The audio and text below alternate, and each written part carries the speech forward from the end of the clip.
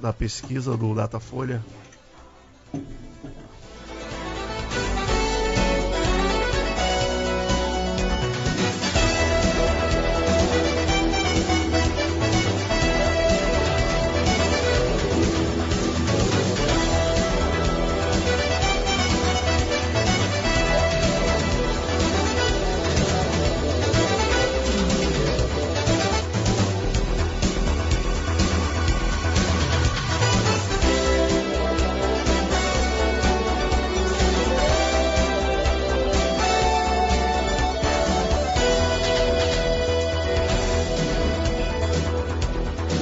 Então vamos lá, Bárbara vai ler a matéria porque o meu link aqui está corrompido. Tá, né? Tá dizendo, então tá, vamos lá. O pastor Jonas Júnior, líder do Ministério Internacional Belém, com sede no Rio Grande do Norte, deu uma entrevista contundente sobre política e religião no programa Interview da TV Diário do Sertão. Ele acredita que o grande responsável pela crise política e moral que o país enfrenta são os partidos de esquerda, que destruíram as bases doutrinárias, as quais ao longo de 500 anos sustentaram a nação. Lembrando que nos últimos 25 anos estabeleceu-se um projeto ideológico de subversão da nação que relativizou o direito à propriedade, deixou tribunais aparelhados e tentou destruir a família, que é a base da sociedade. Para Jonas Júnior, é preciso que o povo brasileiro se posicione. Abre aspas. Ou eu me levanto contra isso, ou não temos mais futuro. Fecha aspas. Na sua visão, o Brasil ainda corre o risco de se tornar como a Venezuela. O pastor, contudo, não acredita que é justo dizer que todo brasileiro é corrupto. Aí tem outra aspas dele, que diz o seguinte: em qualquer lugar no mundo, não é o religioso, crente ou católico. O homem sem Jesus reinando em seu coração, ele sim é corrupto, assegura o pastor. Ao falar sobre a necessidade de católicos e evangélicos nesse momento, foi direto. Aí, 2 pontos, abre aspas. Somos filhos de uma briga histórica entre católicos e protestantes. Essa briga não faz mais sentido hoje. Eu vejo muito mais fé em algumas igrejas católicas do que em algumas igrejas evangélicas. Eu vejo muito mais seriedades em alguns padres do que em alguns pastores que eu conheço. Então, tem seriedade dos dois lados e tem gente que se compromete com Cristo dos dois lados. Fecha aspas. Em seguida, o pastor disse que a grande maioria da população brasileira é cristã e, por isso, defende os mesmos ideais. Abre aspas. O povo cristão acredita em família, acredita numa coisa chamada mérito. Se você fizer o bem, vai ser recompensado. Se fizer o mal, vai ser punido. E esse povo acredita em prosperidade, em trabalhar para conquistar. Então esse povo cristão está submetido a um povo, né? Aí ele abriu aqui um colchete políticos que vai de encontro a tudo isso. Quando nós nos unirmos nesse entendimento, as coisas vão ficar bem. O líder evangélico ressalta que a política é um negócio sério. Ele diz o seguinte: eu não admito um padre ou um pastor vender a alma do país, porque quando ele vende a alma do país, ele destrói o seu rebanho. Sendo assim, o pastor finalizou dizendo que os padres e pastores do Brasil tenham a consciência que nessa eleição não podemos eleger partidos de esquerda que destruíram as bases que ao longo de 500 anos sustentaram a nação. Tem inclusive no link um vídeo, eu acho que é o vídeo da entrevista, se você quiser, Pastor Orsino, a gente pode agilizar isso aqui para rodar. Não, tá bom, acho que já tá bom. Então tá bom. Né? Bom, vou começar ouvindo o Lincoln. Lincoln, você manja bem daquela região lá do Rio Manjo Grande? E nunca ouvi falar desse Rio cara. Grande do Norte, tipo, é isso que eu ia te cresça perguntar. e apareça. Quem é esse pastor? Nunca ouvi falar, nem da igreja dele. Ah, é? Então, não tem relevância nenhuma. Não diz a que veio. Não tem relevância nenhuma. Então, eu não entendo, tipo assim, o cara quer falar de uma coisa que ele... Qual a relevância? Minha esposa é nordestina, é do Rio Grande do Norte, conheço bem o Rio Grande do Norte. Esse ministério aí não conheço, nunca ouvi falar, esse pastor também. Então, o que ele fala pra mim não tem relevância nenhuma. Isso não caracteriza que o que ele possa falar não seja importante, mas o que eu quero dizer aqui, se fosse uma pessoa que ideologicamente tivesse já intervenções na sociedade das quais a gente respeitasse, a gente ia ouvir com atenção no sentido de haver uma contribuição. Como a gente não conhece uma pessoa que nunca interveio nessa área, então eu fico a colocar o discurso à margem daquilo que a gente possa aprofundar de conhecimento do que é o tema do que ele está falando. Quanto ao tema, assim, a minha opinião é que a nossa luta, eu sei que o discurso atualmente tem sido um discurso muito de uma demanda do povo brasileiro em relação a tudo que aconteceu na nação de partidos de esquerda que estiveram no poder. Mas a minha opinião é que a nossa luta não é na questão ideológica de esquerda e de direita. Eu acho que a nossa luta é na questão da corrupção e da cultura da qual a nação se encontra hoje, uma cultura corrupta em vários setores, na política, na segurança, na saúde, em vários setores. Na liderança eclesiástica. Na liderança eclesiástica. E isso independe de direcionamento ideológico, porque em alguns anos o país foi dirigido por alguns líderes de direita que se envolveram com corrupção. E aí outros líderes de esquerda que também se envolveram em corrupção. Então, no mundo, você tem um cenário... Ontem eu estava vendo na Globo News, que isso não é uma tradição da Globo News, porque sempre o Brasil detonou países como a China e tudo mais.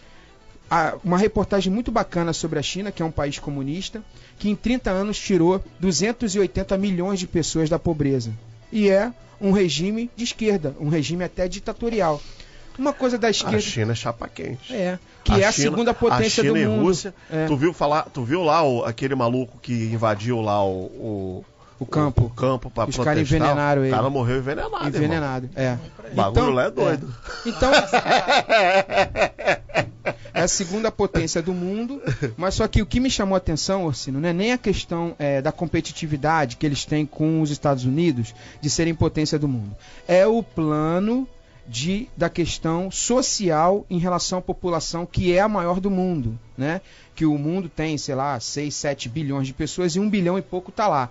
E o plano de governo que eles conseguiram de tirar as pessoas da pobreza, que é uma notícia que nunca chegava aqui. E ontem eu vi essa reportagem, perdi meu tempo lá de assistir e perceber todo o encaminhamento nas metrópoles, o encaminhamento das pessoas das construções, máquinas gigantescas de viadutos e tudo mais, que é justamente essa intervenção do Estado em relação à economia. Quando a gente fala de direita e esquerda, é simplesmente o ponto de vista seguinte: eu acredito que o Estado tem que intervir na economia? Sim.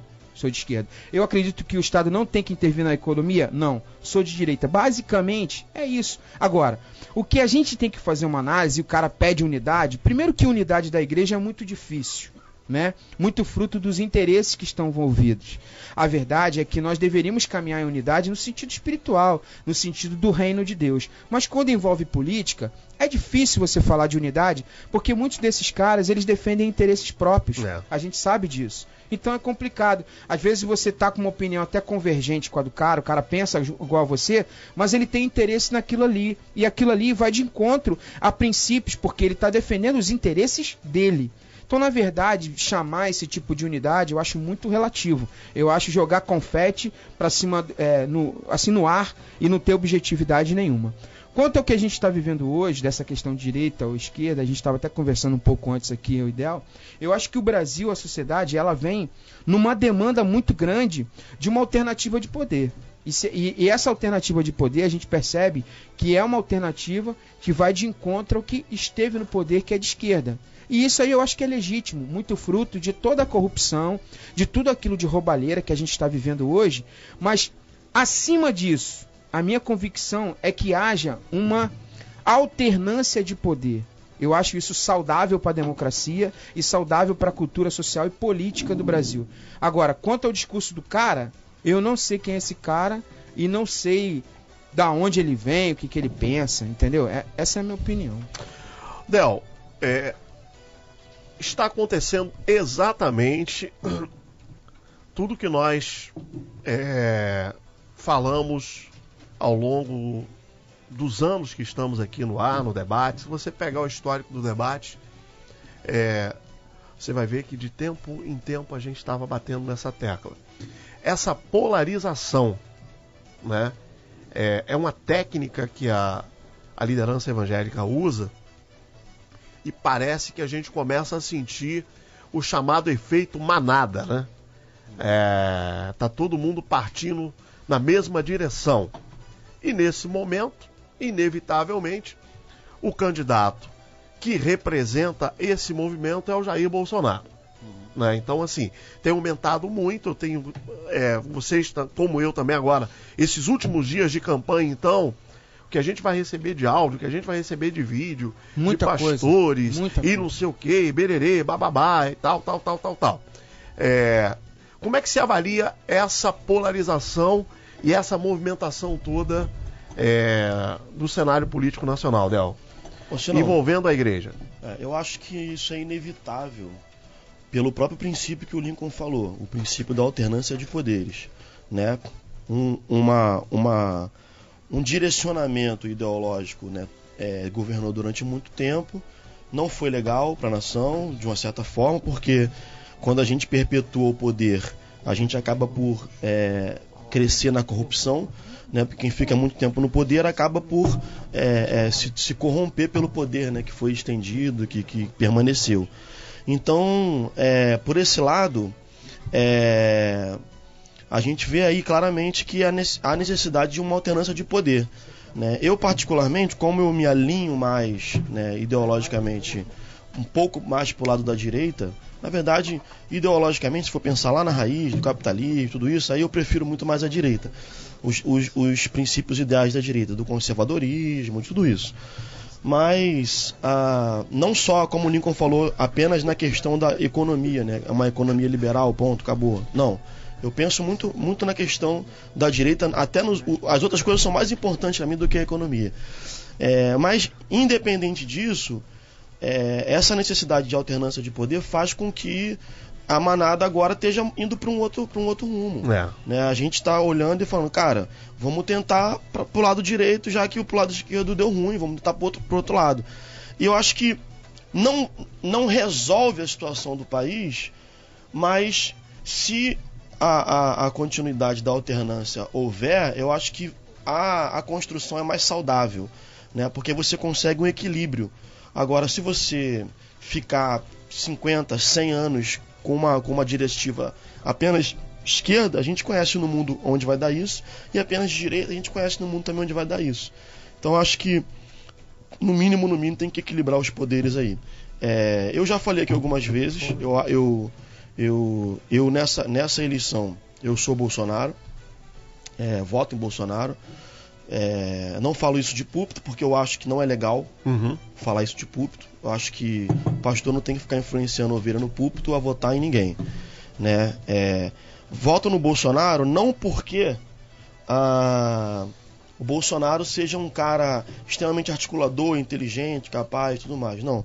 Voto porque o Bolsonaro é um cara que eu acredito ser honesto, né? Posso estar sendo ingênuo, mas acredito na honestidade do cara.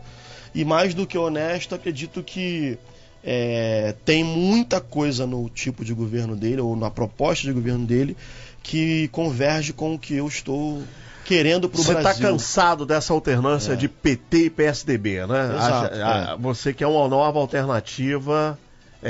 Exato. Para quebrar essa... E também fazendo uma releitura histórica mundial, assim, pelo menos onde meu ponto de vista consegue alcançar, tá? Não quero ser absoluto aqui de nenhuma forma. Onde meu ponto de vista consegue alcançar, os países, de fato, onde foi efetivada. Tem uma fala do Caetano com o Ciro, que eu acho muito interessante. O Ciro concorda com o Caetano, mesmo sendo um cara de extrema esquerda. O Caetano fala para ele assim, olha, a esquerda e a direita, a esquerda, Ciro, tem uma coisa que é ruim, que onde foi efetivada a esquerda, ela não tem um sucesso prático. A direita tem vários sucessos práticos no mundo. Como é que você vai fazer isso e tal? Isso é uma leitura do Caetano, não é minha, tá? O Caetano falando isso. E aí, o Caetano, que é um cara líder, né, nacional de esquerda, aí o Ciro fala o seguinte... ao invés dele falar assim, olha, não, eu discordo de você, eu acho que a esquerda ela já foi implementada em lugares que deu certo. Ele não faz essa argumentação. Ele fala o seguinte, eu vou arriscar. Essa é a resposta do Ciro. Então isso é uma coisa que que é muito complicada, cara. É muito complicada. Na prática, a coisa não tem uma história de sucesso, né? Então, não sei, Orsino, mas eu acho que, no mínimo, essa alternância de poderes vai ser muito saudável para o Brasil, né? Eu não faria o que o pastor fez, né? Chamar a igreja e tudo mais, e vamos se unir contra a esquerda, não sei o que lá e tal. Essa polarização é perigosa, né? É perigosa, porque assim, eu acho que aí o papel da igreja é o reino de Deus, e o reino de Deus é diferente, né? Ele não é nem de esquerda nem de direita. O reino de Deus ele tem suas características próprias. Ele não é um governo terreno, né? Ele é um reino para além dessa realidade. Então, quando você pega e coloca sob o guarda-chuva do reino de Deus um pensamento político ideológico apenas, né, à revelia do outro, que as pessoas também pensam, também sentem, também compartilham, também amam, você tem um problema, né? Até mesmo na missão da igreja, que é evangelística, sobretudo, né? Então, eu jamais faria isso. Mas eu vejo com bons olhos, não o que ele fez, mas eu vejo com bons olhos as pessoas estarem mais conscientes da necessidade de alternar esse poder. Isso eu vejo com muito bons olhos. Agora, há um equívoco da parte dele também, no discurso, a questão da inclusão da Igreja Católica. Porque, historicamente, quem conhece a história sabe, a Igreja Católica no Brasil, ela sempre apoiou os movimentos de esquerda.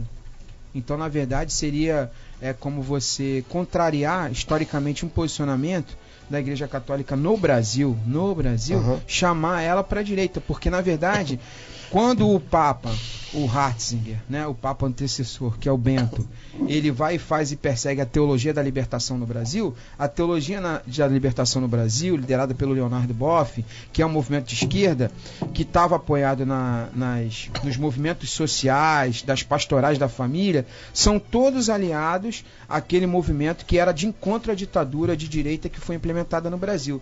Então, você chamar isso dentro da Igreja Católica é mais um equívoco histórico de não conhecimento. Mas aí tem uma divisão, né, Lincoln? No Brasil ela é muito mais tendenciosa à esquerda do que à direita. Mas a Igreja Católica nesse momento está passando por uma... Eu nunca tinha visto isso. A Igreja Católica mundialmente ela está exposta, um racha interno na cúria, né? Isso está exposto. Sim. Tá uma coisa muito... mais ligada àquela questão da pedofilia e tal, mas tem questões políticas mas também a política na história, no né? Brasil, não digo no mundo, porque no mundo inteiro, onde a Igreja no mundo inteiro, onde um governo de esquerda foi absoluto durante muitos anos, a Igreja Católica sofreu muito, foi até extirpada em quase a maioria deles. Mas aqui na América Latina, a Igreja Católica tem um alinhamento à esquerda. Nos movimentos sociais da América Latina, todos, quando aqueles movimentos dos anos 60 e 70, que houveram várias ditaduras em toda a América Latina, ditaduras do Pinochet, ditaduras dos militares no Brasil, ditadura na Argentina, todas essas ditaduras, a Igreja Católica era um ponto divergente do conservadorismo de poder político na América Latina. Então a Igreja Católica tinha um posicionamento à esquerda. Mas a Igreja Católica, Lincoln, quando os militares assumiram o poder, a Igreja, naquele primeiro momento, a Igreja Católica se aliou aos militares. Não, a liderança, mas o movimento social não. A liderança, tipo, aqui no Rio de Janeiro, Eugênio Salles ficava à direita, mas os movimentos populares, tanto que a teologia da libertação ela foi abafada, porque era um movimento muito forte. Aí mandaram o Leonardo Boff, que é um filósofo conhecido por todos nós, um grande filósofo, um grande cara da espiritualidade. Foram o Casadaglia no Paraná, quer dizer, foram todos levados lá para Santa Sé, em Roma, para serem, vamos dizer assim, encurralados no sentido de pararem o movimento de esquerda aqui. A liderança tinha um alinhamento. Mas, por exemplo, na Bahia, aquele outro arcebispo famoso da Bahia tinha alinhamento de esquerda, outros arcebispos no Brasil famosos tinham alinhamento de esquerda. Agora, de lá para cá, já vem mudando essa movimentação. Vem mudando porque a Igreja Católica toda, ela hoje sofreu um chacoalhar, né? Um chacoalhar, inclusive, da questão espiritual mesmo, né? Com essas lideranças tipo Padre Marcelo Rossi, o Fábio de Mello, que nesses anos 60 e 70, quando a discussão política era muito mais intensa, não havia esse tipo de, vamos dizer assim, de liderança tão relevante. Hoje eu acho que foi mais também, eu acho que a Igreja Católica, ela se tornou permissiva nesse aspecto também, por uma questão de sobrevivência. É exatamente isso que eu queria falar. Como a igreja evangélica cresceu, ficou icônica, cresceu, né? A igreja evangélica, ela conseguiu uma capacidade de mobilização popular a partir dos seus ícones. A igreja católica veio na mesma pegada, né? Porque a igreja católica ensina a sua base doutrinária, ela é a voz da ortodoxia e da família tradicional, daquela coisa toda que no mundo inteiro, né? O que é totalmente divergente dos ideais de esquerda, né? Então por mais que ela tenha se alinhado por questões políticas e tal para sobreviver, existe uma divergência muito grande doutrinária, né? E a ortodoxia da Igreja Católica é muito forte. Porque, na verdade, essa questão da esquerda, do assistencialismo, né? É muito forte. Isso é uma dominação a partir do assistencialismo. Comunica muito para a igreja. Tem a questão assistencialista, mas tem uma questão também da proximidade às comunidades. Entendeu? Há uma movimentação da Igreja Católica nos anos 60 e 70 que é essa proximidade das comunidades que o Estado e a política sempre se afastaram. E essa proximidade com o assistencialismo faz com que o poder de esquerda ficou muito famoso dentro da Igreja Católica. A Igreja Católica, um dos crescimentos do PT no Brasil, dos viés do crescimento do PT no Brasil, são as pastorais. Grandes líderes. Até hoje, eles estão meio escondidos aí, mas se a gente fosse citar aqui, tem algumas lideranças do PT que vieram dessa movimentação, entendeu?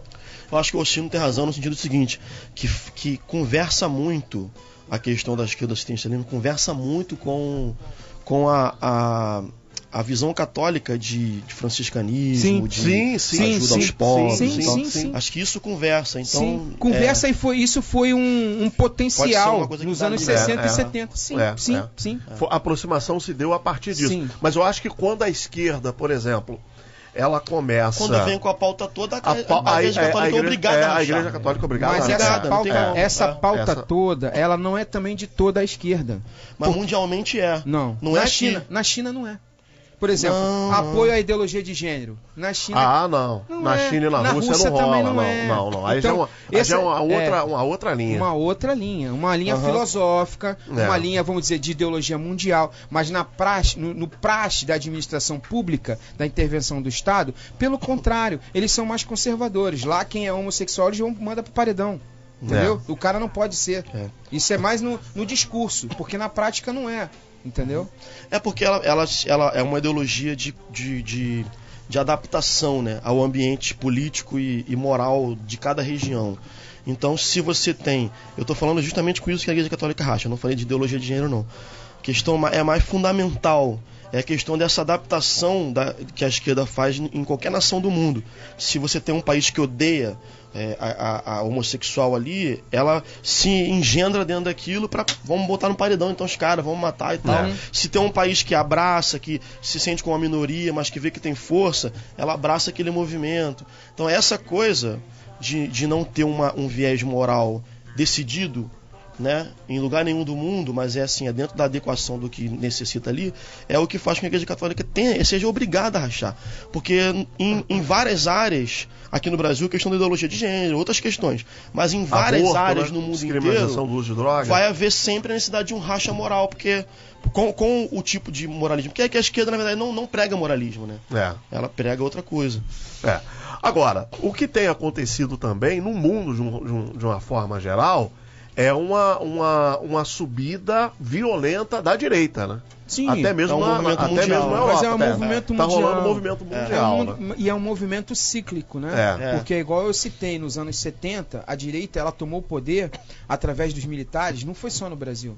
Foi em boa parte do mundo, do planeta, na África, aquelas lutas da África, da esquerda, aí para luta armada, em vários países da África, produtores de diamante e tudo mais. A América Latina, com as ditaduras aqui, era uma ascensão da direita. A consequência disso foi uma demanda que a população queria a esquerda no poder. E a esquerda começou a ganhar eleições no mundo todo. Agora volta a direita com força. Mas isso aí começa antes, cara. Começa na França, lá na Europa, e a esquerda, na verdade, ela começa a derrubar os reinos. Todos eles. Sim, mas eu trouxe um histórico dos anos 60 e 70. Aí você vem pra cá, já é uma questão de imposição mundial. é uma rendição, na verdade. Não é uma coisa de o público aclamou aquilo ali. É diferente, é complicado. Isso é uma discussão histórica mais profunda. Sim. Mas não é uma aclamação pública, entendeu? É uma questão que é uma imposição mundial. E aí a coisa vai... É lógico, ciclicamente agora, isso está virando para a direita. A direita está ficando meio que uma bola de neve no mundo. Então, meio que todo mundo vai aderindo àquilo, né? Mas isso é uma questão sutil, né, cara? Tem que tomar muito cuidado. Muito cuidado. Agora, o que Por vocês isso que eu acho acham... que não é legal o cara chegar e levar isso pra igreja, entendeu? Não, até Acho que porque isso não é tem- saudável, não, entendeu? e E não você é- vê que ele não tem base. Não ele tem é fraco, base, não entendeu? tem base. É, não ele tem é fraco base, pra não levantar tem essa base, bola, né? Não tem base. Agora, o que vocês acham dessa comparação que as pessoas insistem em fazer Bolsonaro-Trump?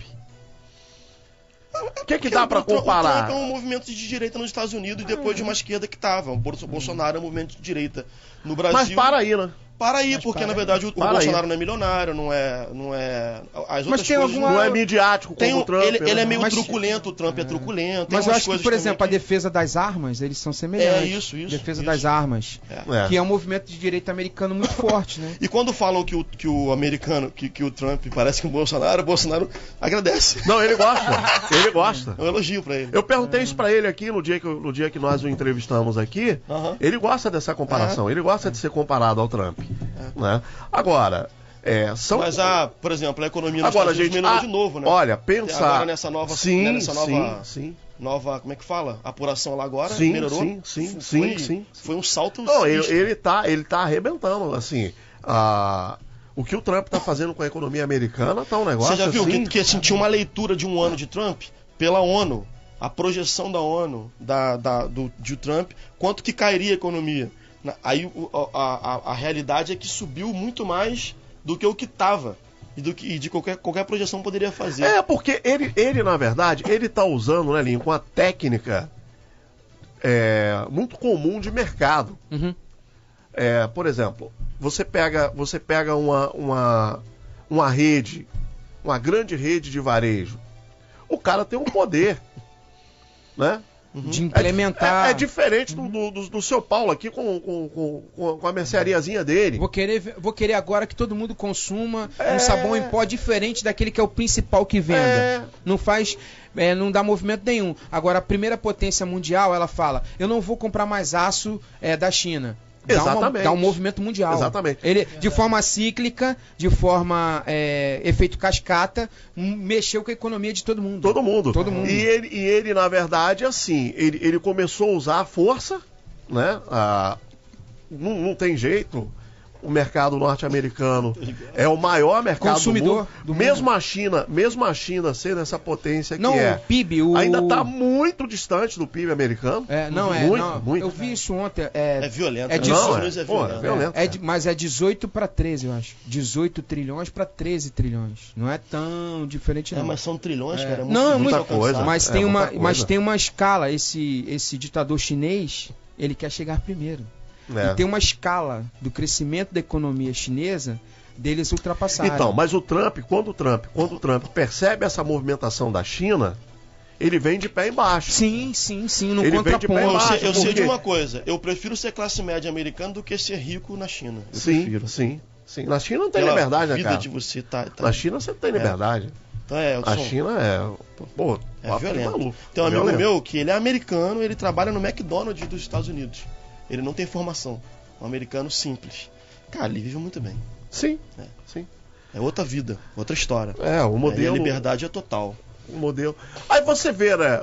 É o que a gente estava falando, né? Outro dia... Cara, e essa é uma discussão que a sociedade brasileira... eu acho que a gente gasta muita energia em questões morais, né? E essa pauta moralista, ela interessa muito a liderança religiosa, porque é a forma como eles têm de levar a massa, né, Lincoln? Mas a sociedade brasileira precisa discutir, por exemplo, eu preciso começar a olhar, caramba, por que nos Estados Unidos ninguém tem fundo de garantia, não tem 13º, não tem férias, né?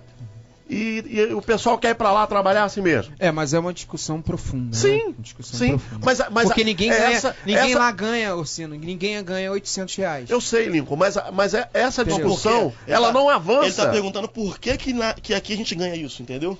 Era pra gente ganhar muito. A discussão, Sim, se vocês querem aprofundar, a discussão é o seguinte: é o Estado tentando aliviar uma deficiência da questão de renda das pessoas. Aí ela faz via lei.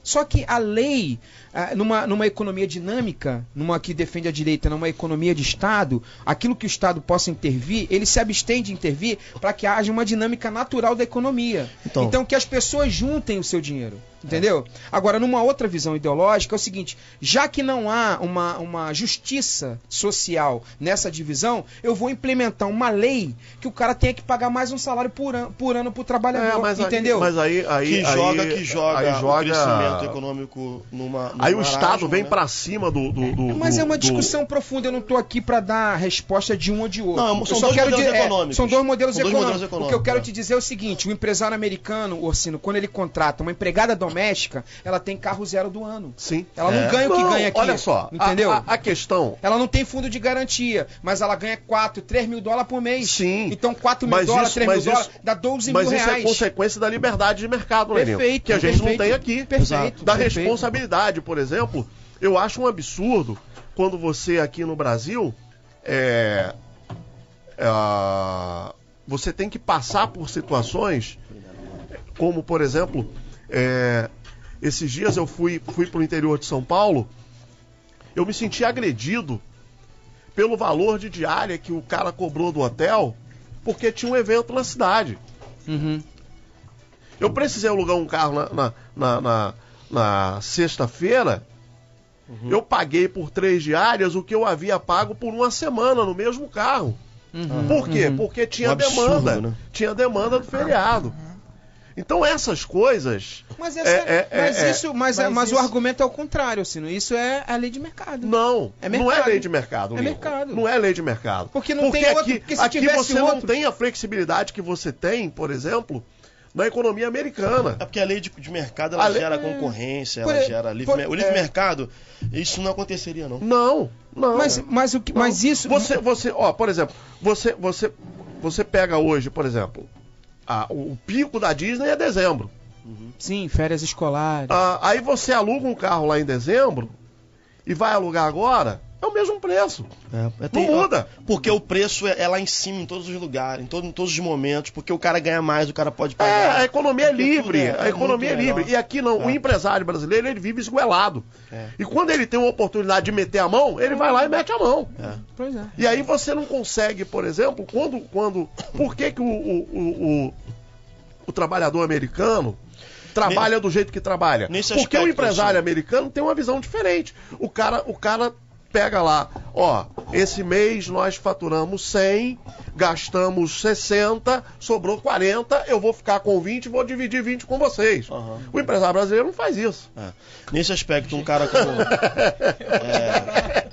Nesse aspecto, assim, já é bom preparar as pessoas que nesse aspecto, por exemplo, se um cara como o Paulo Guedes entra, né? Se o Bolsonaro entra e o Paulo Guedes entra, por exemplo, é uma cultura de 30 anos aí que os caras vão ter que quebrar. E que vai ser extremamente difícil para você implantar um novo modelo econômico e talvez, assim, 2, 3 governos não bastem. Eles vão esbarrar, Del. Eles vão esbarrar. Por que a reforma trabalhista, por exemplo, não avança? Não anda porque lá dentro do Congresso... A gente tem um rombo, por exemplo, da questão previdenciária. Por que não consegue avançar? Não, o lobby, Lincoln, o lobby do funcionalismo público é muito forte. É muito forte. Violento. Então você não consegue... mas vai mexer aqui, mas e os militares? E aí o negócio não anda, cara. Eu concordo que é do funcionalismo público, mas eu te falo que é da cultura, cara. É geral, entendeu? Porque o funcionalismo público, ele encontra eco na população. Sim. A população também não tem discernimento cultural para chegar e abrir mão dos direitos que ela consolidou durante 30 anos. Mas, por exemplo... Isso tudo é uma visão. Então, vamos supor, isso é uma visão. Ela foi trabalhada também na nação, cara. Sim. Essa visão, ela foi trabalhada culturalmente, nas escolas, culturalmente, na história que foi contada. Quando o Bolsonaro fala assim, nós teremos, ele falou isso aqui na nossa entrevista e ele mantém essa linha. Ele falou, olha, nós teremos que ver o que a gente quer. Nós queremos direitos ou nós queremos empregos? As duas coisas a gente não pode ter. Nós chegamos num nível, Lincoln, e você conhece muita gente que está desempregada. Sim. Não tem emprego. Sim. Por que não tem emprego? Porque os empresários, você trabalha com contabilidade e dá assessoria nessa parte fiscal e financeira. Chega um momento, cara, que você tem que decidir, ou você come ou você paga imposto. Um amigo meu. As pessoas, de uma maneira geral, os empresários, os lugares onde eu trabalho, eles estão recuando. Ninguém quer avançar. Vou dar um exemplo simples aqui. aqui. Quanto mais você avança, mais você paga e paga de uma forma avassaladora que te esguela. A gente se encontra nessa situação. Vou te dar um exemplo aqui dentro do nosso mundo, de igreja. Um amigo meu tinha igreja pequenininha. Aí ele contratou um zelador pra tomar conta lá. O cara era mó vagabundo. Queria nada com a vida.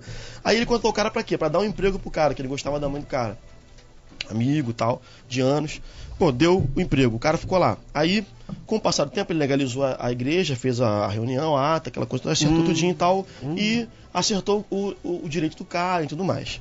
Aí o cara começou a receber ali na folha, não sei o quê, tudo direitinho, entrou na folha de pagamento, recebeu, tal. Lá pelas tantas, 15 anos depois, o cara foi mandado embora. Ele entrou com um processo... De tudo lá de trás. Daqueles anos todos, o cara sustentou ele esses anos todos. Não.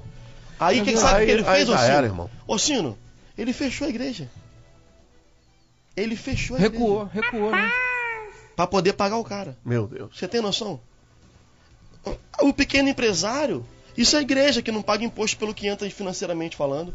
Você pequeno empresário, que além disso paga imposto, paga tudo. Trabalhista, a igreja paga todos. Paga todos. Trabalhista. Mas eu não estou falando assim, a igreja ainda tem assim, o dízimo lá entra, o valor entra, não vai ter taxação, não sei o que e tal. Agora, imagina a empresa que além do trabalhista tem que pagar as taxas todas. Agora, a pergunta... sobrevive, cara. A pergunta, gente, o que é mais importante nesse processo eleitoral? Essa discussão... ou essa pauta de esquerda, de direita... e moralista, sobretudo, essa que é pauta chato, moralista. né? Isso que eu tô falando, Lincoln. Essa discussão, ela não avança. Não, eu também, cara, eu sinceramente... eu sinceramente... Já até desanima quando vem a pauta assim, né, moralista. Verdade, desanima. Mas, cara... Porque o que eu queria conversar... Assim, fala, Matheus, que a gente não deixa nenhum Matheus falar. Matheus tá só assistindo. Vou tirar até o microfone aqui. Com professores desses, a gente vai... Só profissional? Só profissional. Não dá pra bater de frente, não. Mas a gente tava falando e o Del até levantou algo interessante, até porque assim, a audiência tá bombando, os ouvintes estão gostando. Não quer dizer que porque o cara é de direita, né, que às vezes a igreja levanta assim, não, vamos apoiar alguém que é de direita, que o cara vai, de certa forma, apoiar todas essas pautas moralistas que a gente bate contra. Não quer dizer, né? A gente tava falando sobre isso, sobre candidatos de direita que apoiam coisas da esquerda. Desculpa, só para incrementar, são candidatos de direita, mas são de direitas economicamente apenas. Né? O resto das pautas eles não aderem. Não aderem. E aí, puxando até pela questão da fala desse pastor, Amoedo, que eu também não conheço, nunca ouvi falar, eu acho que mais importante do que ele levantar uma pauta da união da igreja evangélica com a católica, ele tinha que se unir com as igrejas que estão à volta dele evangélicas, porque não há unidade entre os evangélicos, você vai querer... Você sabe o que irrita, Matheus? Sabe o que irrita? Chega hoje, por exemplo, vamos fazer assim, o Lincoln passou por isso, eu já passei inúmeras vezes, cansei, hoje eu não passo mais, porque eu não faço mais. Eu cismei uma vez de fazer uma maluquice, quase que eu fui preso, que nós fizemos uma semana de Maracanãzinho, foi até quando eu conheci o Manga, cara. Uhum. Mas o que é? Um evento? Nós fizemos uma cruzada pra unir as pessoas. Transcultural de missões. Foi até quando eu conheci o Manga. Quase que eu saí preso lá do Maracanãzinho. Olha só. Porque nós peitamos uma semana de Maracanãzinho, irmão. Pensa que é a situação da vida, mano? Uma semana de Maracanãzinho. E aí, Del, quando você entra nisso aí, você começa a perceber o seguinte: chega pro pastor Silas Malafaia, que tá pedindo unidade para votar nos candidatos dele, e chega com um evento Vê qual a resposta que ele vai te dar. Não te apoia. Não vai apoiar, Não irmão. vai apoiar. É que nem Porque ele já tem a agenda dele. É que nem esse pastor. O que eu concordo com Mas o não Mateus, é não, Azeitona? O que eu concordo com o Mateus e com a nossa fala aqui é que esse pastor ele tinha que estar preocupado em fazer eventos tipo esse, por exemplo, de missões, de evangelismo, transculturais, como você comentou, para trazer a unidade da igreja. Não se preocupar com a unidade da igreja é uma questão de ideologia. Não, a a igreja, unidade é porque só se pra a política, igreja- cara. é, Na a cabeça igreja, dos caras, a unidade é só pra política. se a gente for olhar- Passou quer a falar de política, política, vai- irmão. Se a gente Aí for no olhar- debate da não tem Betel, unidade, vai lá cara. no debate da TV. Se a vai gente fazer for olhar parece no foro historicamente, ideal, né? os Pô. princípios cristãos, eles sempre foram a base, né, de um governo, de alguma coisa. Só que essa separação, essa briga pelos interesses individuais, estão afastando cada vez mais os princípios cristãos da política. Uhum. Né? Não é que a gente... E aí a gente entra até pelo fator da própria ignorância.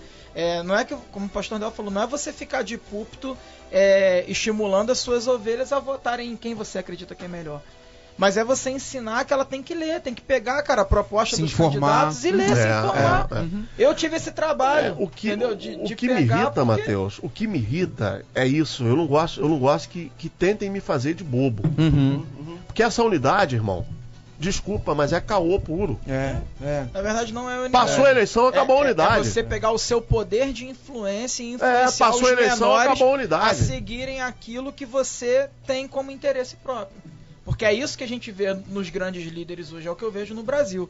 Ele tá ali falando sobre essa situação porque ele tem um interesse naquilo. Ele não tá juntando a igreja para um bem maior da igreja. Não. Tá, você quer que a igreja em si vote na pessoa por qual fator?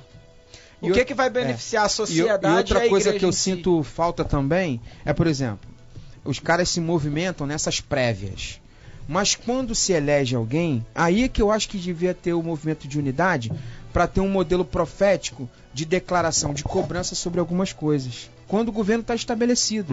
Não ficar puxando interesses. Mas tipo assim, ó, fulano ganhou, beleza. Você precisa dar um basta na violência, na corrupção, em certas coisas. Isso é voz da igreja, voz profética. Mas isso eles não têm preocupação de trazer unidade depois na governabilidade. A preocupação é nas prévias das eleições. Porque aí tem os fechamentos e conchavos por interesses próprios. Sim, entendeu? sim. O momento da unidade não é muitas vezes antes, é até o depois. Como nos ensina lá Romanos, da gente respeitar as autoridades. A gente está ali no papel da igreja, entendendo a melhor forma daquele líder governar a nação, com princípios cristãos. Mas eles querem fazer antes, porque aí tem interesse.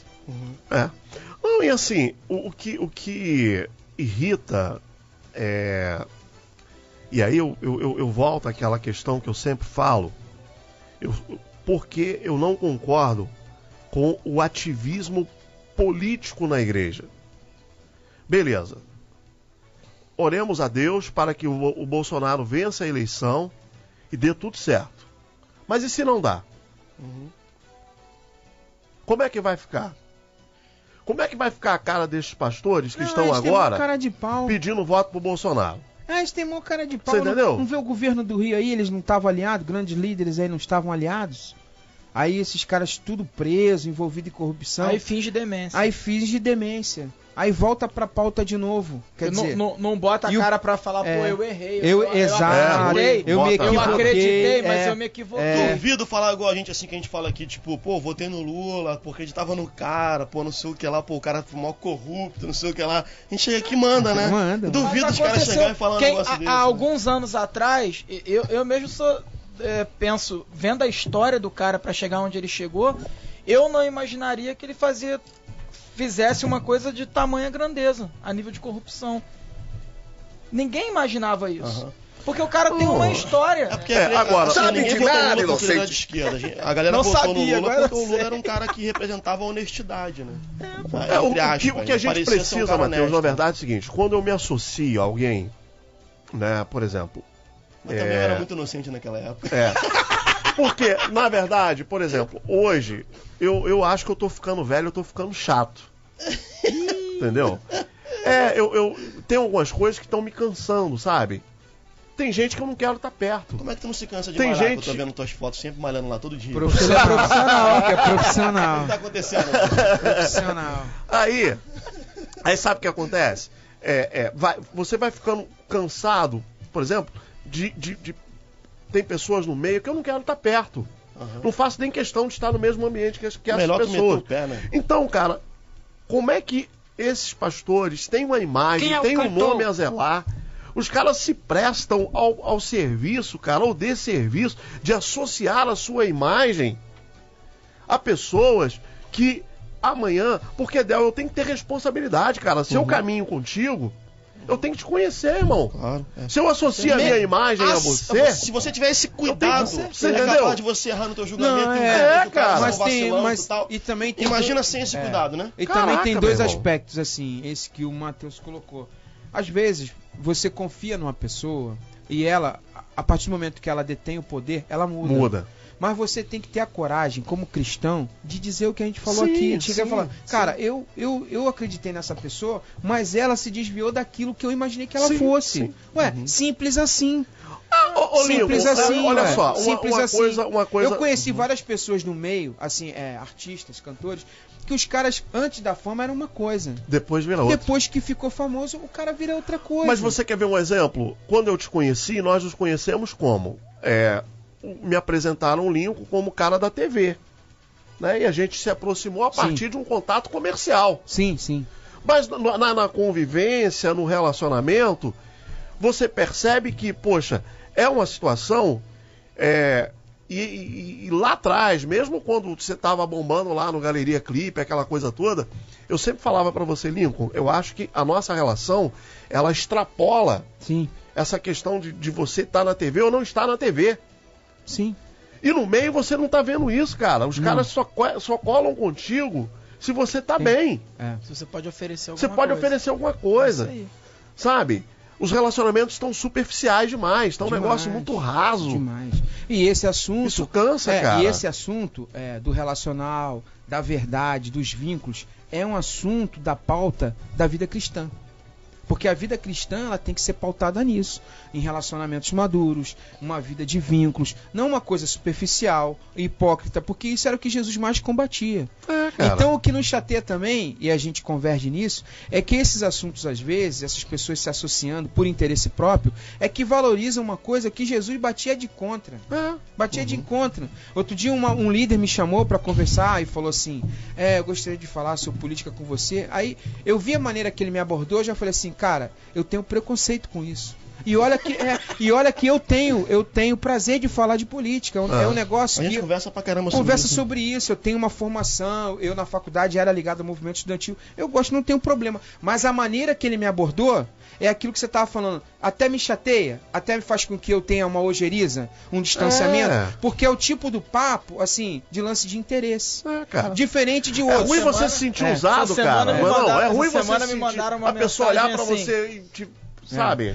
Diretamente. Mas ao mesmo tempo, assim, tipo assim, nós somos cidadãos e nós não podemos ser apolíticos. Não. Porque a gente tem, vamos dizer assim, a obrigação do voto. Sim, é claro sim, que você sim, pode chegar lá, sim. você pode se ausentar, você pode votar nulo, você pode votar branco, cada um tem liberdade Até de fazer o porque que quiser. na hora de renovar o passaporte, se você não tiver tem em que dia ter o com a título justiça de eleitor. eleitoral, dá É. ruim. Show. Me mandaram, Se você tem, não, você tá, me mandaram uma mensagem assim. Essa Lincoln. semana eu tava vendo um lance burocrático lá em casa, né, de acerto de documentação de uma pessoa. Aí a pessoa falou isso pra mim, ó. Pra acertar o CPF, antes de tudo, você tem que acertar o documento do título de eleitor. Sim, Ele é o tudo principal. amarrado, Ele é o tudo amarrado, principal. tudo É o amarrado. principal. Então eu acho que como cidadãos, nós temos a obrigação de votar. Ok, beleza. A partir disso também, eu tenho que entender quem eu posso confiar. Sim. Dentro desses princípios.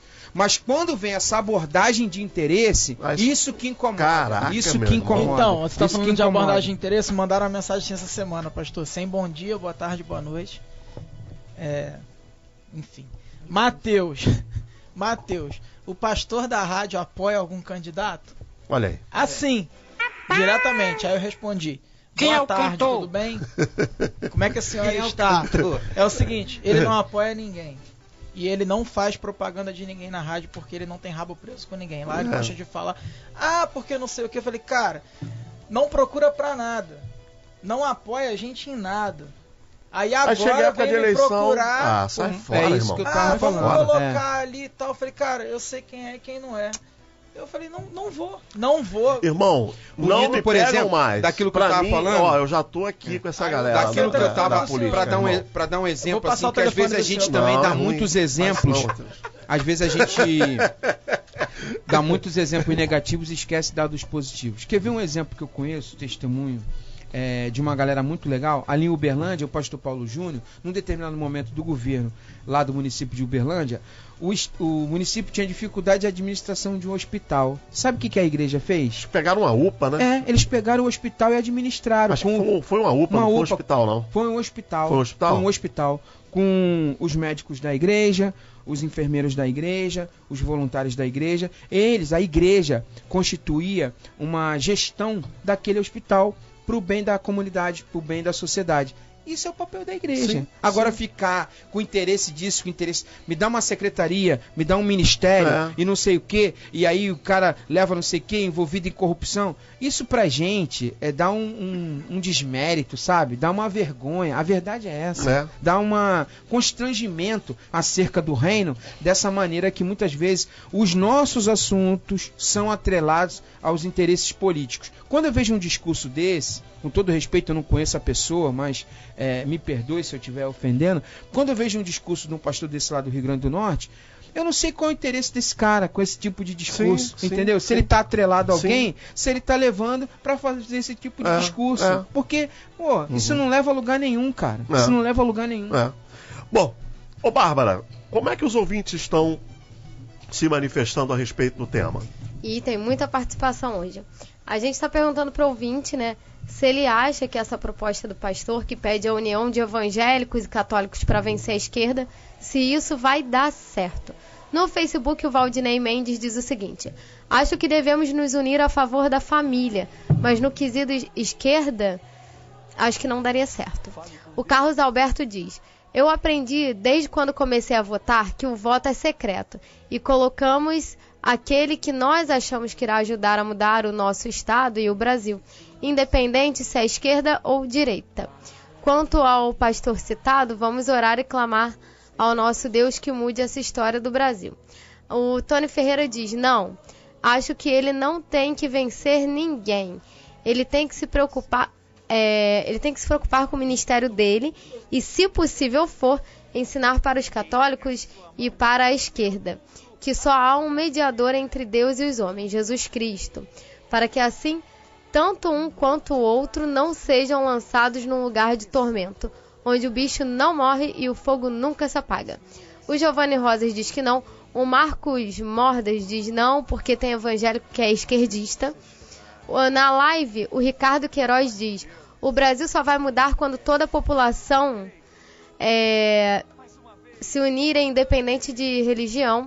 A André Lourenço diz o seguinte: a esquerda em todos os países, praticamente na sua história, tem com suas ideologias onde foram implementadas um forte posicionamento contra Israel. O Paulo Garcia Júnior diz: sim, tem que haver união neste propósito para derrubar esta esquerda maligna. No WhatsApp, Esther, Inês, Elielza Farias, Roberto de Acarapaguá, Luiz Carlos do Anil dizem que não. O Ismael diz: talvez sim, porém os partidos evangélicos já estão muito mal falados, então pode ter isso como um empecilho. O Cláudio do Anil acha que não, o Gelson diz que sim, Júnior, Cleia da Gardênia, Rogéria Fonseca dizem que não, Eliane de Carvalho acha que sim, o Alexandre diz: eu apoio essa posição, mas sendo que é o seguinte, seja esquerda, seja direita, tem safado sem vergonha. Se for possível não votar em ninguém da esquerda do PSOL, desse pessoal aí, que apoia todas essas porcarias que nós estamos vendo aí na nossa escola e no nosso Brasil, já é bom. E aí ele diz o seguinte: diga uma coisa, por que a ONU quer o Lula solto? Alguém responde ele? A ONU quer o Lula solto? Nada, rapaz, isso é história. Na verdade, eles pegaram lá dois caras de 18 votos. De 18 votos, pegaram dois caras que liminarmente soltou uma... Não é a ONU que quer o Lula solto, não. Não é bem isso, não. Então vamos continuar aqui. A Maria de Fátima diz... Mas é estranho o voto do Fachin, né? Não é estranho? Ele sempre vota Jogou contra. pra galera, né? Aí se vota a favor, negócio esquisito, né? É, E vem o Toffoli aí, né? o Toffoli vem com tudo. Falou que vai abrir de Mas novo. já meteu um general lá do lado dele, né? Mas falou que vai abrir a votação de novo da segunda Mas instância. você sentiu a manobra que ele fez? Não percebi. Ele pegou um general. Não. Essas movimentações, às vezes as pessoas não percebem. O Toffoli pegou, ele foi no Vilas Boas, né? Que estava presente lá, inclusive. É. O número 1 das E Forças pediu, Armadas. e pediu o número 2 do Exército pro gabinete dele. Ah, é? Malandramente. A galera tá de bobeira não, professor. Vai, Bárbara. Então vamos continuar. Maria de Fátima diz o seguinte: com certeza, nessa hora somos todos iguais perante tudo isso que estamos passando. Só com a união do povo brasileiro, juntos somos uma nação muito forte. A Carolina Oliveira diz que não. A gente teve por telefone a participação. Joseli, Jorge Luiz, Branca, Ibérico, Alessandra, Cleia Gardenia dizendo que sim. Marluce, Maria das Dores e Zilma dizendo que não. E a gente tem os áudios do Rogério Tigerface, do Francisco da Cidade de Deus, do Cristiano Neima e do Abelardo. O Francisco é o nosso humorista, né? Né? O Tiririca voltou. Francisco é uma figura. Tio, o Tiririca voltou. Solta os áudios aí, vai lá. Irmão, primeiro que a união só faz açúcar. E talvez o Capitão Planeta, né? Pela união dos seus poderes. E talvez o Capitão Planeta seja o nosso Bolsonaro. Aí eu concordo, Barão. Aí aperta no verde e confirma. Mas, sinceramente, esse negócio de juntar contra a esquerda, beleza, a gente tem que se juntar de fato, mas eu não acredito que ninguém vai conseguir reunir as pessoas, tipo assim, como uma coisa homogênea. Olha, todos os evangélicos do Brasil vão votar nele. Porque um monte já vai votar no Daciolo, gente. Não os pentecostais aí, os canela de fogo aí, do Tuca em diante. Irmão, aí é tudo Daciolo. Enfim, essa é a minha opinião, hein? Um abraço, Cristiano, Fábio Serra. Olá, meu nome é Rogério, Tigerface. Segundo a minha opinião, acho que não. Infelizmente, cristãos evangélicos e católicos têm ideais diferentes quando se trata de adorar a Deus. Entendeu? Uns adoram a ídolos, outros não. E isso vai ser sempre um ponto de debate e confronto. Então, não, a resposta é não. Boa tarde, amigo da Rádio Betel. Primeiramente, boa tarde. Eu queria dar os parabéns pelo excelente programa e debate que vocês têm feito, né, até o dia de hoje, né? E sobre a pesquisa de hoje, eu acho que não tem nada para dar certo, não. Entendeu? Eu acho que esse pastor tá sem fazer nada, eu vou ali fazer alguma besteira, jogar no ventilador, ver se eu sou pelo menos reconhecido, né? Porque acho que ele não está ouvindo a Rádio Betel. Se ele ouvisse, ele prestava atenção no que o pastor Alcido falava, né? Vamos orar e pedir, né, que a pessoa que sente naquela cadeira seja ungida por Deus, tá? Independente de quem seja, que Deus possa agir na vida dessa pessoa, que possa governar a nossa nação, tá? E o demais, acho que ele queria aparecer. Acho que a Margarida, tá querendo aparecer. Uma boa tarde, um abraço, um bom final de semana pra gente. Margarida. Grande Francisco. Sensacional. Um abraço, Francisco. Ô, Bárbara, já vai mandar um sorteio? Pode ser, que a porcentagem? Vamos lá. 58% dos ouvintes diz que não. Não vai dar certo esse negócio? Que não vai dar certo. Pô, empate 42%. Aí. Segunda margem de erro do Ibope. Empate técnico. Né? Estão tecnicamente empatados. Não tá tão empatado assim. Vai, 58% diz que não, 42% diz que sim. Tá fora da margem de erro, né? É igual aquele meme lá da Regina Casé com a Bruna Marquezine, né? Irmã gêmea, segunda margem de erro do Ibope.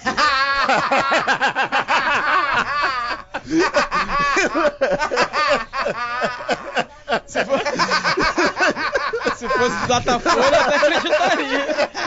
Errou muito, velho. Tá mais pra Datafolha isso.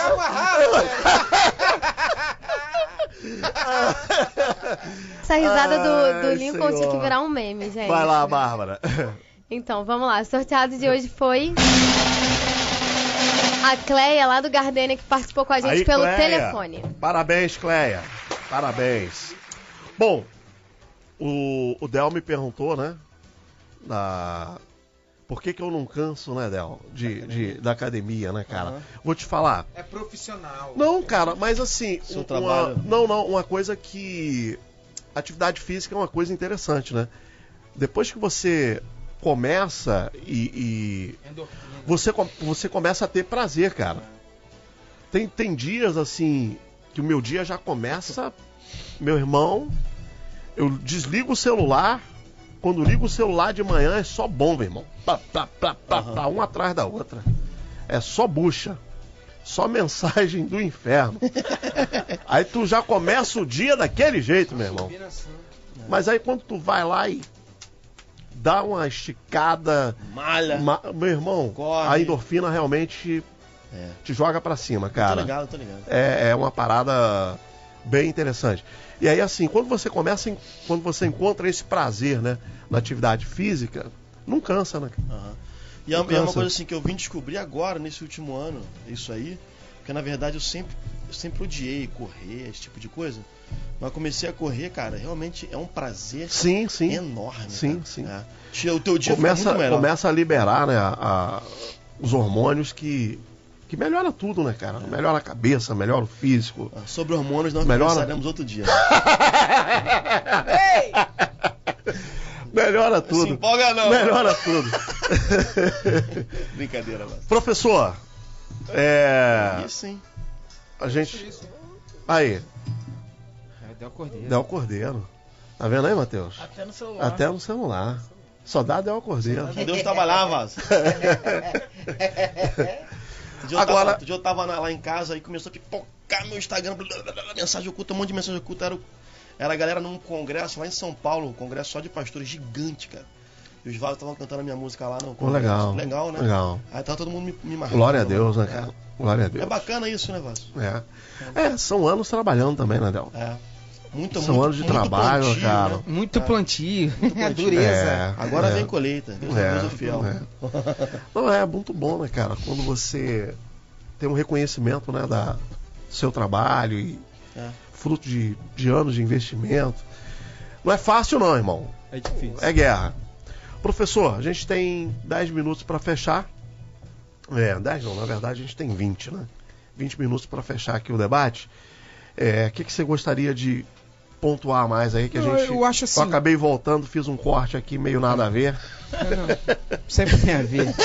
Sempre tem a ver. Eu acredito que nós, como cristãos, como eu estava falando, nós temos que avaliar, né?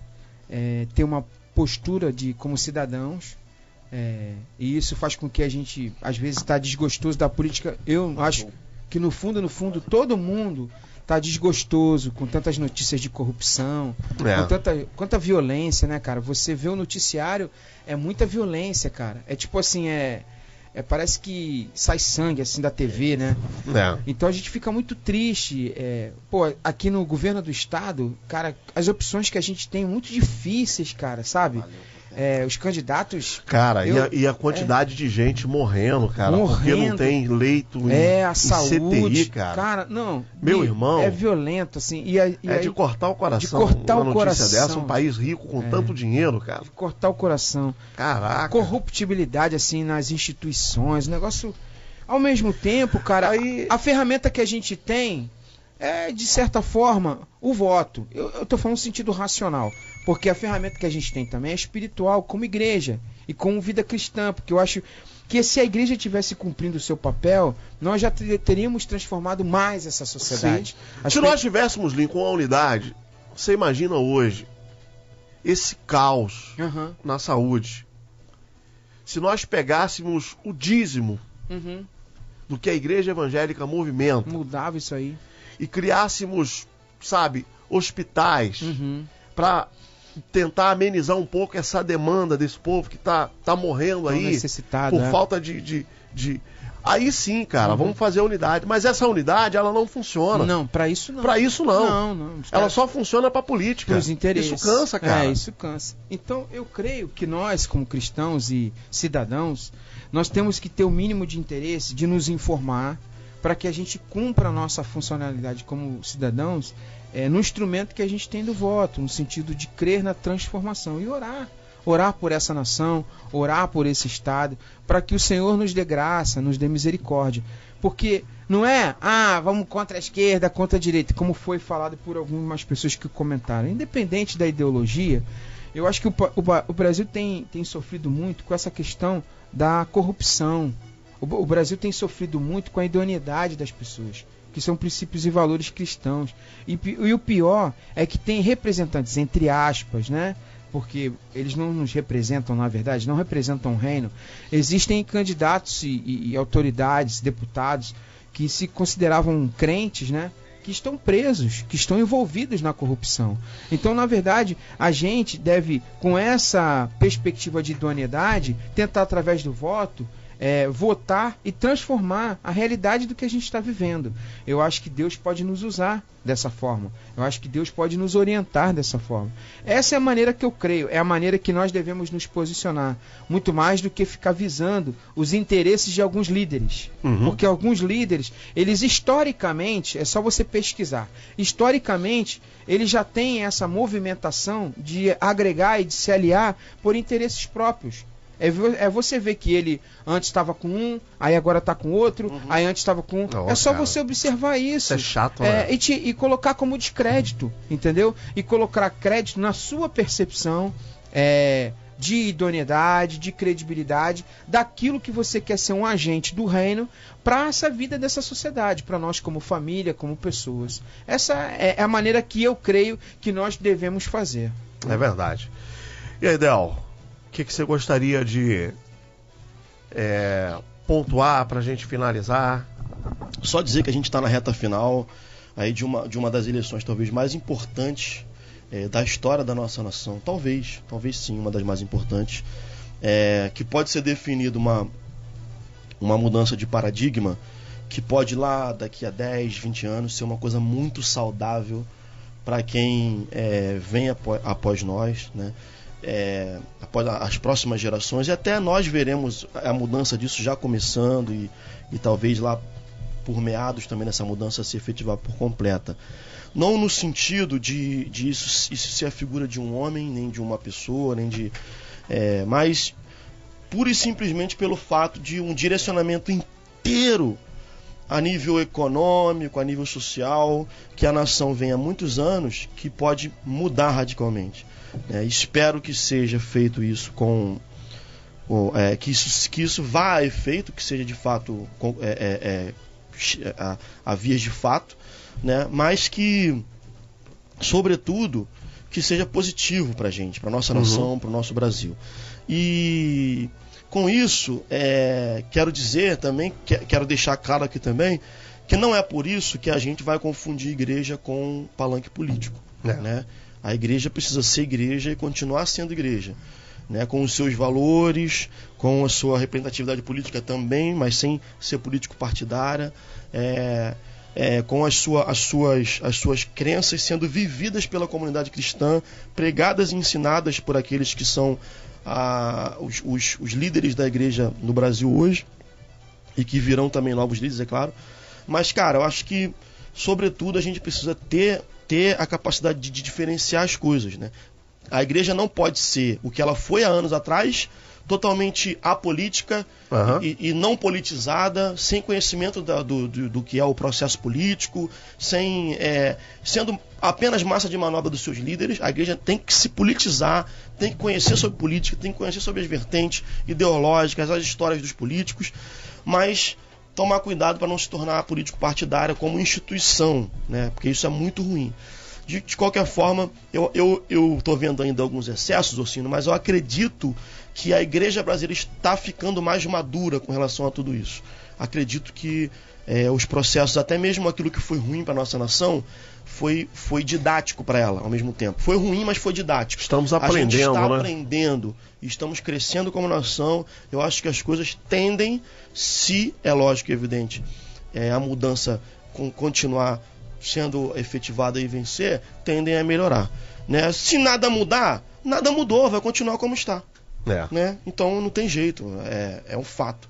Né? Então eu voto na mudança, voto que a coisa seja diferente e vou votar na mudança se a mudança de hoje não for mais a mudança que o Brasil precisa daqui a 10 anos, eu votaria na nova mudança que haverá de estar por aí. E sabe o que é mais importante, Del? Eu acho que uma coisa que nós não podemos perder é a nossa isenção.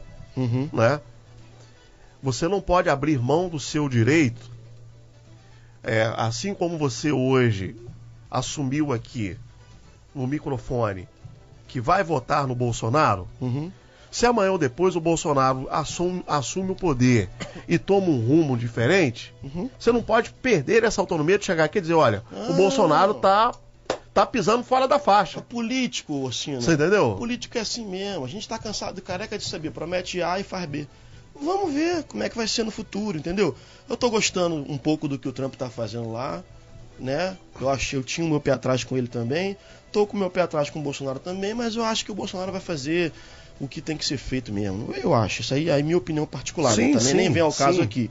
Não, eu falo mais também, a questão do... Na verdade, a minha torcida, Del, que eu tenho falado aqui. No dia que o Alexandre esteve aqui, o Alexandre falou algo profético aqui. Acho que o Matheus até estava aqui, Lincoln também. E desde o dia que o Alexandre falou isso, eu tenho feito isso. Orar pela cadeira, irmão. Não importa, senta lá, não né? importa quem vai sentar lá. Né? Mas a gente tem que orar por aquela cadeira. Para que haja justiça.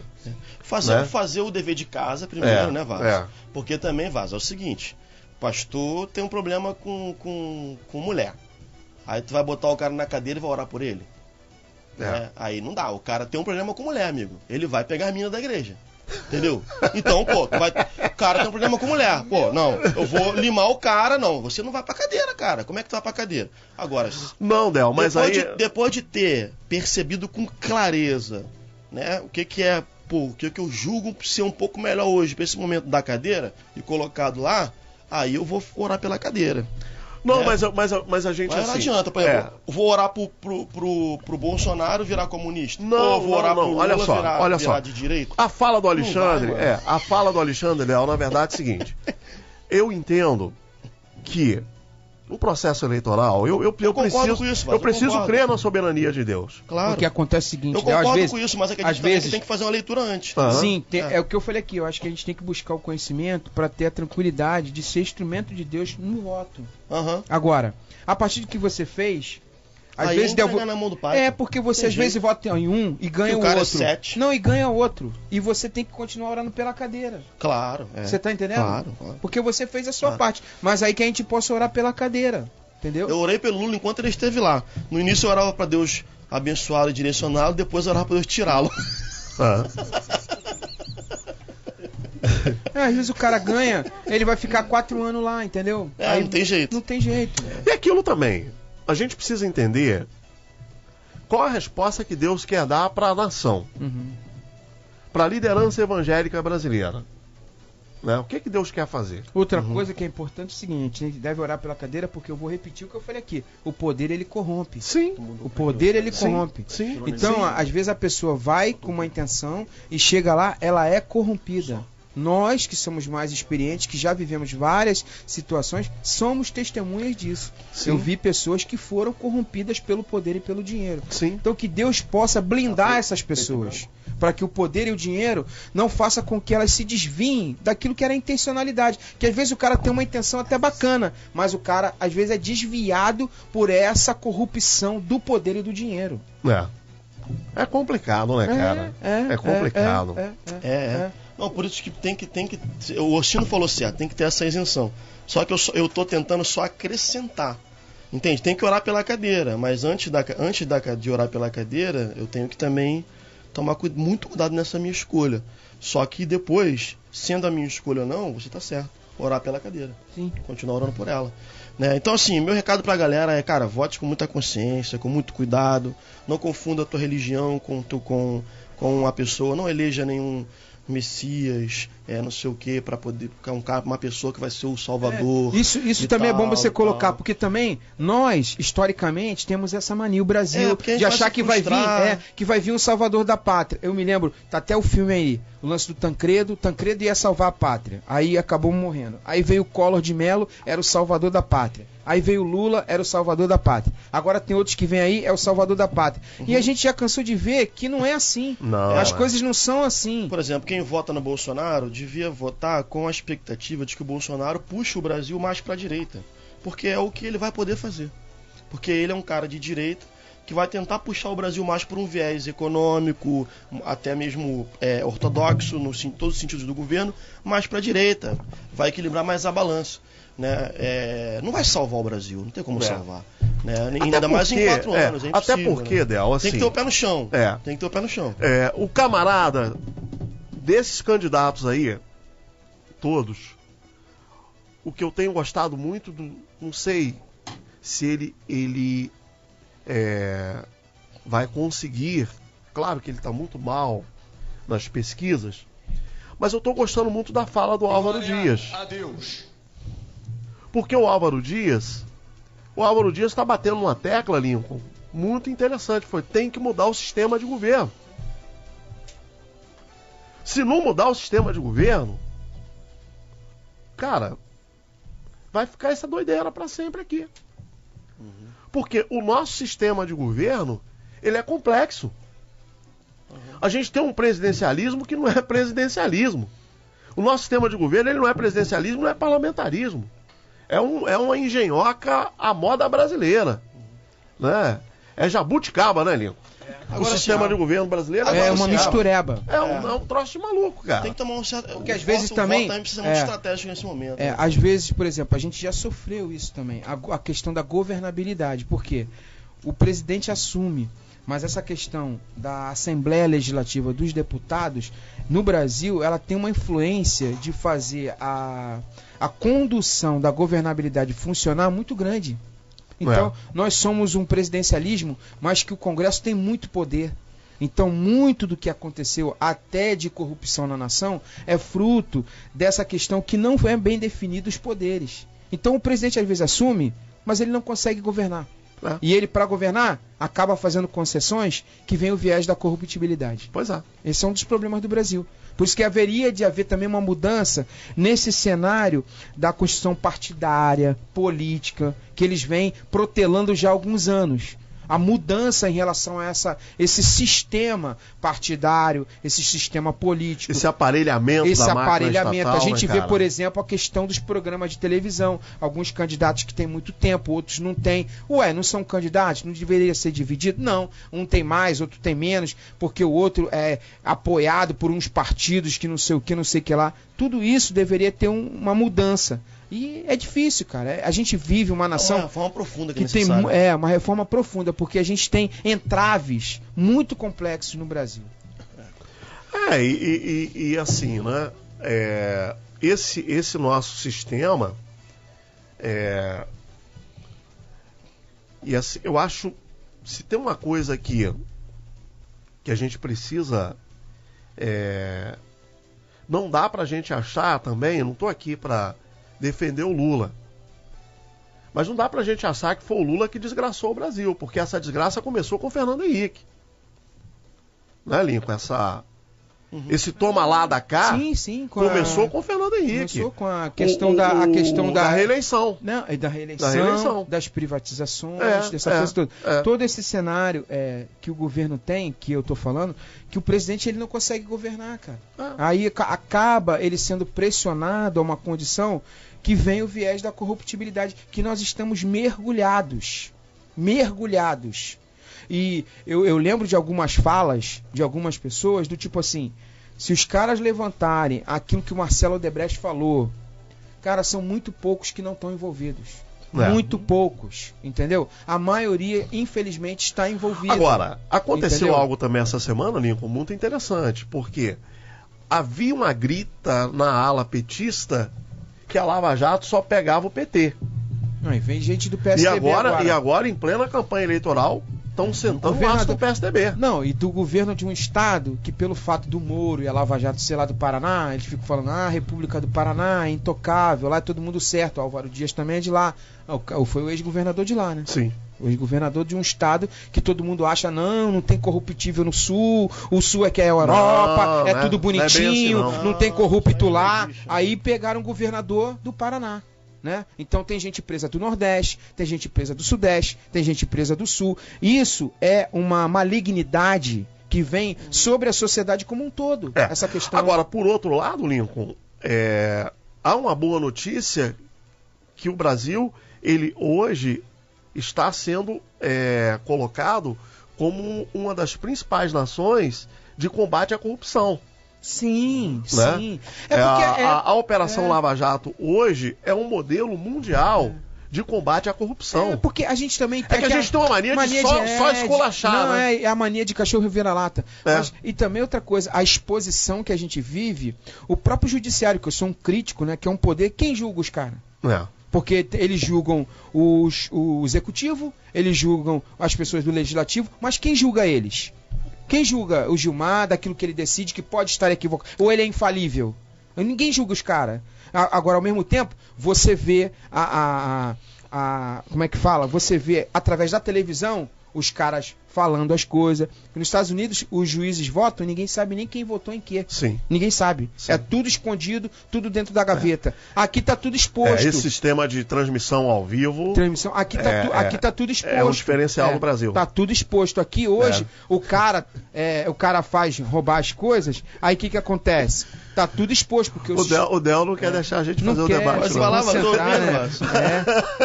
Então eu acho que isso é um lado bom daquilo que a gente está vivendo, né? Essa exposição e essa maneira que a questão do Moro, né, a questão da Lava Jato foi de encontro a essa corrupção, porque também a gente vivia muita corrupção e às vezes as coisas eram encobertas, né? A gente não sabe no passado as coisas que tinham. Mas tem um candidato aí que falou o seguinte, falou assim, nós vamos ter que pegar o Lula lá, tirar ele, levar ele para uma fronteira e largar ele numa embaixada. Ele falou antes. Ele falou antes. Não fala mais agora? Não, agora o discurso é diferente. Agora ele tá questionando o judiciário, que eu acho interessante. A gente já até discutiu isso. Tem um candidato aí que fala assim, falou assim, não, nós vamos pegar lá, nós vamos ter que pegar o Lula dentro da cadeia lá, tirar o Lula dentro da cadeia, pegar ele, levar numa embaixada e deixar ele lá, pra ter asilo num país aí. O que na verdade o candidato fez é que o Del, ele tá partidarista. Mas eu boto a fala dele aqui, mas é ele anterior ele se candidato. Mas tem outra dele falando agora. Ele é anterior. Tem outra, a mesma coisa. Ele malandramente, ele quer abocanhar os votos do Lula. Exatamente. Mas o que ele questiona é o que eu falei, que é esses superpoderes do judiciário, né? Que também é uma questão, às vezes, que a gente percebe que é um negócio exagerado. Eu não tô nem na pauta do Lula. Eu tô na pauta do judiciário. Não, tem que discutir. Esse poder que os juízes têm no Brasil, cara... É um negócio, é um superpoder. É um superpoder. Que não tem nenhuma medida, por exemplo, a polícia. A polícia acabou... Não, tem a corregedoria. Não tem a corregedoria que fiscaliza a polícia? Agora, quem fiscaliza o judiciário? CNJ, né, cara? Mas é muito corporativista. Muito corporativo, que eu não vejo. Eu não vejo eles serem colocados em xeque. Não. E outra coisa, que um discurso também do outro que falava, de 4 em 4 anos, o povo, ou as pessoas, elas votam no legislativo e no executivo. E no judiciário. Entendeu? É competência, né? Não é... Competência? Será que é competente? Não, digo assim, em tese. É competência. Em tese. Ontem eu vi o histórico do Toffoli. Tem que ser formado. Eu vi o histórico. Tem que ser formado. Qual é o histórico do Toffoli? Só disso. Sabe o histórico do presidente do STF agora? Ele foi advogado do PT, ele foi do Advocacia Geral da União no governo Lula e ele foi não sei o que no governo Dilma. Eu discuti aqui com um advogado. Um advogado estava aqui nessa mesa, ele falou assim pra mim. Muito tempo atrás. No STF não tem isso não. Existe uma isenção. Eu falei, isenção de quê? De quê? Isenção de quê? presidente, ontem eu tava vendo o currículo dele. Isenção não, pô. Quando Os eles caras são partidaristas, cara. Quando ele saiu do direito... São do esquema. Quando ele saiu do direito privado, o histórico do nosso presidente do STF hoje, que é o Toffoli, quando ele saiu do privado, o histórico dele é o seguinte: advogado do PT, advogado da União no governo Lula, não sei o que do gabinete do José Dirceu, e não sei o que na Dilma. Aí agora é juiz do STF. Presidente. Presidente. Presidente da corte. É isso aí. Gente, nosso tempo terminou. Nagancho. Quero agradecer a equipe, né? A produção da jornalista Bárbara Leal, que semana que vem vai tirar uns dias, né, Bárbara? Né? Isso aí. Bárbara vai dar uma turbinada. Eu não sei, rapaz. Aí. Bárbara vai ficar. Semana que vem, Mariana Cavalheiro começa aqui, né? Com azeitona, o Betel Total. E a Bárbara vai ficar 15 dias, né, Bárbara? 15 dias. 15 dias fora. É isso mesmo? Tira a onda, hein? Ei, tudo, Bárbara. Que beleza, né? Que beleza. Que beleza, que beleza. Tem que gravar isso aí, que beleza. 15 dias fora, Bárbara. Mas eu quero agradecer a produção da Bárbara, os trabalhos técnicos do Rodrigo Souza, assistência de produção da Divina Castro, os nossos debatedores, pastor Del Cordeiro, pastor Lincoln Lira e o cantor Matheus Gripe. Para você que está nos ouvindo à tarde, vem aí Betel Informa e música de qualidade até a Voz do Brasil. Para quem está ao vivo, Cláudia Matos vem chegando aí com frequência máxima. Para quem está na madrugada, vem aí Madrugada Betel. A programação musical da madrugada tá top, né? O Lincoln fez uma playlist aí para madrugada violenta, sensacional, né? E palavra também, né? Música, palavra do pastor Lincoln. Todo mundo de madrugada só por ver essa programação, Vá. É top. Na madruga. É top. E nós voltamos, com a graça de Deus, segunda-feira, a partir das 11 horas da manhã, com mais um programa Betel Total. Um abraço a todos e até lá.